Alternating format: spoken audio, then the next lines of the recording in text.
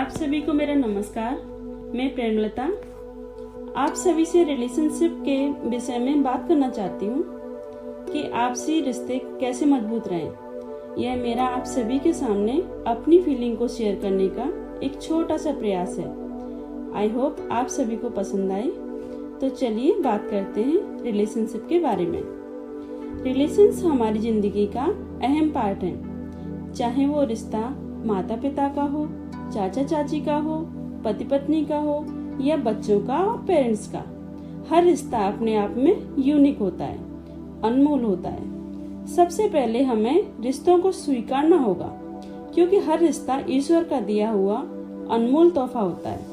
कभी कभी ऐसा होता है कि वो रिश्ते जो हमारे जीवन में प्यार का कारण होते हैं, सम्मान का कारण होते हैं, कभी कभी वो ही रिश्ते छोटी मोटी गांठें बनकर तनाव का कारण भी बन जाते हैं। वे कौन सी बातें हैं हमारे रिश्तों में जिनकी वजह से हमारा रिश्ता जितना स्मूथ होना चाहिए उतना स्मूथ होता नहीं।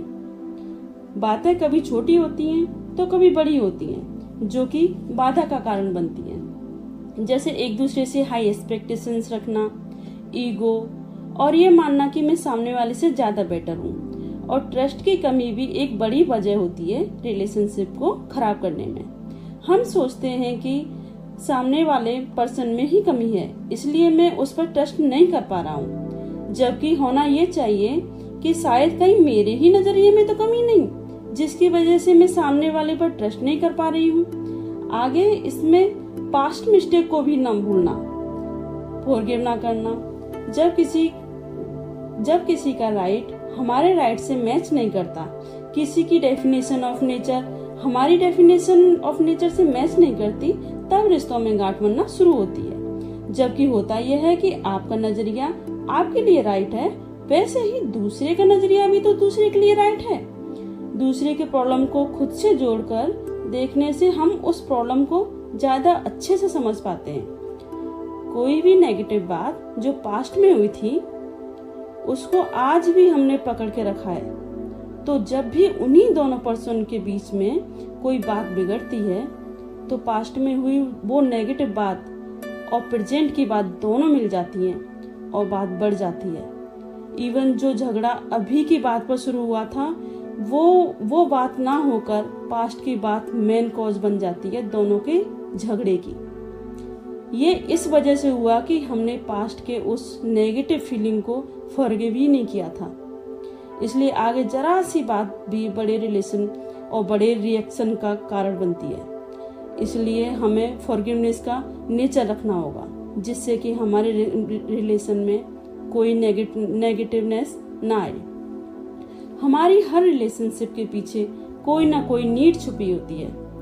ये नीड अलग अलग तरह की हो सकती है, जैसे कि physical need, emotional need, psychological need, political need और फाइनेंशियल नीड। और जब भी किसी रिलेशन में ये सारी नीडें सही तरीके से पूरी नहीं होती तो प्रॉब्लम होना लाजमी है और वहीं प्रॉब्लम्स शुरू हो जाती हैं। पति पत्नी में शुरू के दोनों के नीड्स एक जैसे होते हैं।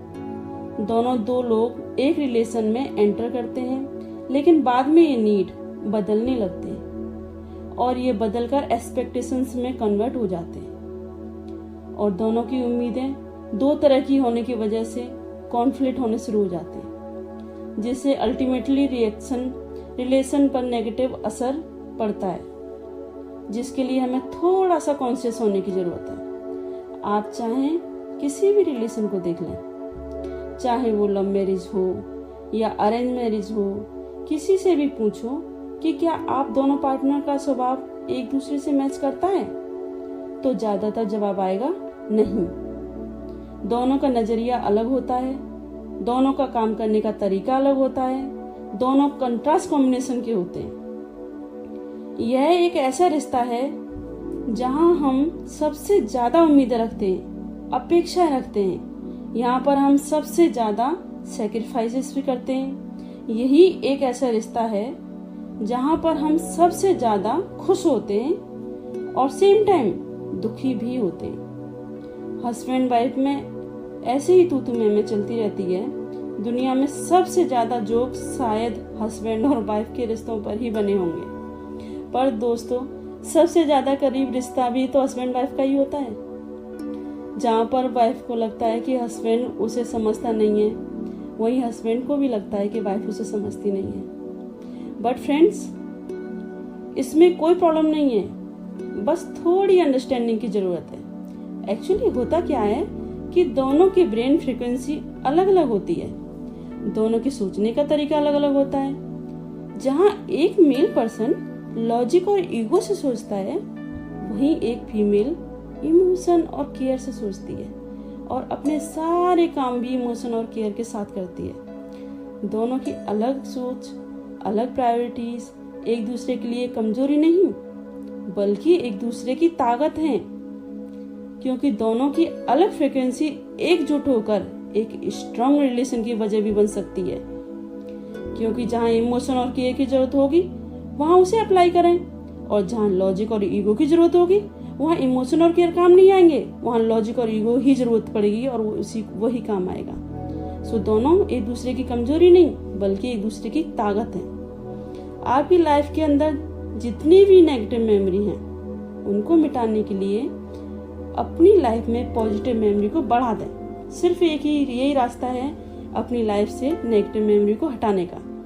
आपके लाइफ पार्टनर के अंदर जो भी प्लस पॉइंट है, जो भी सिचुएशन हो जहाँ पर आपके लाइफ पार्टनर ने आपका साथ दिया, आपको अप्रिशिएट किया, उन सभी यादों को याद करो और अपने लाइफ पार्टनर को एक बड़ा सा थैंक यू बोलो, और दिल से बोलो, सिर्फ फॉर्मेलिटी नहीं। आप सभी मेरे साथ एग्री करेंगे कि शादी के 5 साल, तकरीबन 5 साल पहले के आसपास आपके पास जो भी पैसा था, जो भी मनी थी, जो भी आपकी बरकत थी, उसमें शादी के बाद जरूर और ज्यादा बरकत आई होगी, पैसा भी बढ़ा होगा। एग्री करते हो ना? Yes and no? Of course yes. आपके घर सिर्फ लक्ष्मी ही नहीं आई, साथ में सरस्वती भी आई और शक्ति भी आई। शादी के बाद की प्रॉब्लम का एक और मेन कॉज होता है कि लेडीज माँ बनने के बाद पत्नी बनना भूल जाती है, और काफी सारे हस्बैंड भी पिता बनने के बाद पति बनना भूल जाते हैं। अगर ऐसी कोई प्रॉब्लम है आपके आसपास या आपकी फैमिली में या आपके खुद के रिलेशन में, तो आपके रिश्ते में तो आपको माँ बाप के साथ साथ फिर से वो पहले वाले पति पत्नी भी बनना पड़ेगा।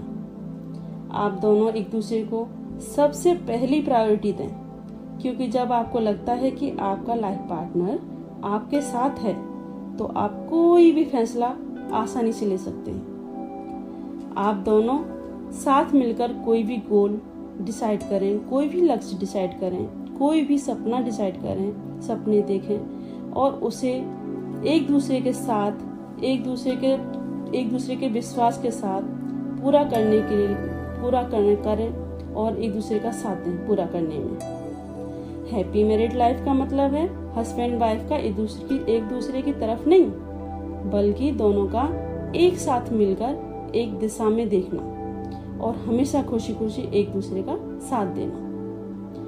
आपका जो भी पार्टनर है, याद रखें वो चॉइस आपकी हो सकती है, पर वो ईश्वर का दिया हुआ अनमोल तोहफा है आपके लिए। उसे पूरा प्यार और सम्मान दें। याद रखें कि गॉड आपके लिए कभी भी गलत निर्णय नहीं ले सकते।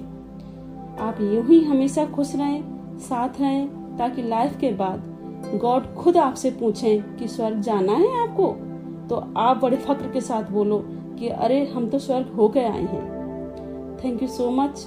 आप सभी की life, married life, family life, सभी रिलेशंस यूं ही हमेशा फलते फूलते रहें, आप खुश रहें, हमेशा तरक्की करें। इन्हीं शुभकामना के साथ मैं आपको तहे दिल से धन्यवाद देती हूँ। Thank you.